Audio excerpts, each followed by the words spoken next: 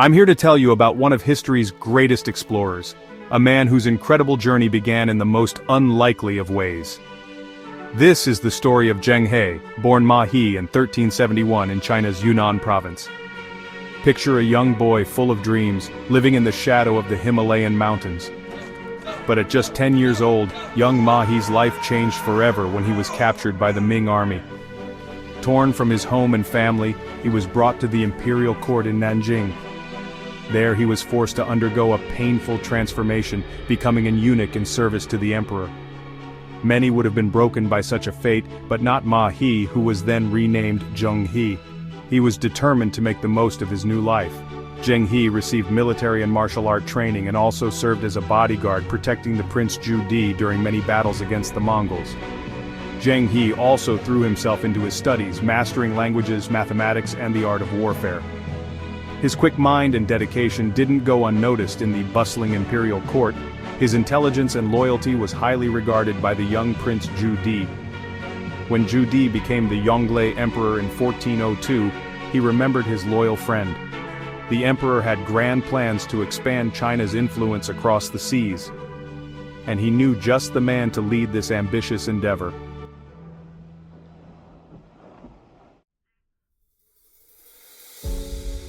In 1405, the emperor appointed Zheng He as the admiral of a massive treasure fleet.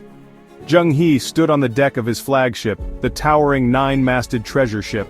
He marveled at the sight before him.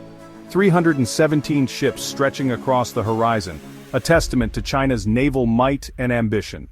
Under his command were 27,000 men, sailors, soldiers, diplomats, and merchants. It was a force unlike anything the world had ever seen.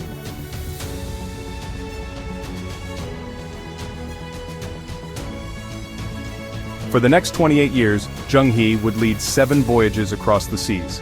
His first voyage took him to Champa, Java, Malacca, and Ceylon. With each journey, he ventured further, exploring new lands and forging new relationships. He visited distant lands, from Southeast Asia to Arabia, and even the east coast of Africa. The Zheng He's fleet brought Chinese silk, porcelain, and iron in exchange for exotic goods and tribute. They returned with precious stones, spices, and even strange animals like giraffes. This vast network of trade fostered cultural exchange and mutual understanding between distant lands. But more than that, they brought knowledge, mapping new territories and making diplomatic connections. Zheng He's voyages were not about conquest, but about building bridges between cultures. He respected local customs and often intervened to help stabilize regions he visited. In Ceylon, he even erected a monument honoring Buddha, Muhammad, and a Hindu god. In total, Zheng He led 7 incredible voyages. Long before Columbus crossed the Atlantic, and centuries before Magellan circled the globe, Zheng He was no ordinary envoy. He carried imperial letters, and if diplomacy failed, he had warships to back them up. His diplomatic skills were as impressive as his navigation abilities. Zheng He's fleet was so large and well-equipped that few dared to challenge it. But when pirates threatened the safety of his ships, he showed he could be a formidable warrior too. As the years passed, Zheng He's reputation grew both at home and abroad. He had become a living legend.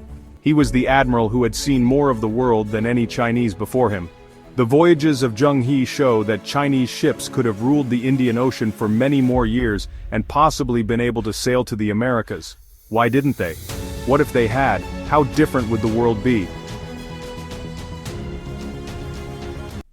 On his final voyage, Zheng He stood once again on the deck of his treasure ship. As he looked out at the vast ocean, he reflected on his incredible journey.